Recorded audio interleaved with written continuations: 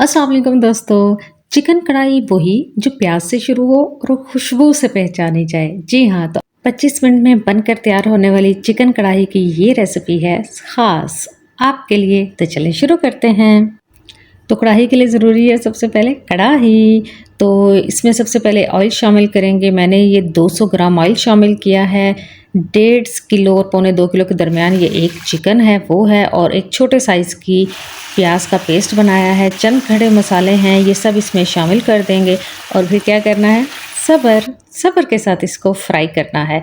10 minute के लिए इसको फ्राई करना शुरू कर देंगे। और आंच जो है वो ज़्यादा धीमी नहीं है, ताकि चिकन जो है वो अपना पानी ना छोड़े। मैंने इसलिए आंच तेज़ रखी है। फिर इसमें हम शामिल करेंगे लहसुन का पेस्ट, और साथ ही ये 6 अदद बड़े साइज़ के टमाटर थे, इनका पेस्ट भी बनाकर मैंने इसमें शामिल किया है।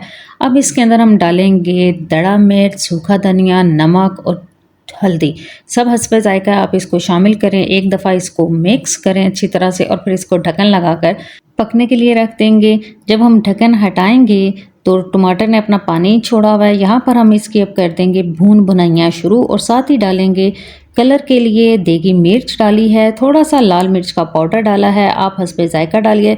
जैसे ही ऑयल किनारे छोड़े समझो तड़का लग गया। अब इसमें शामिल करेंगे हम सब्ज़ मिर्चें, भूनेंगे।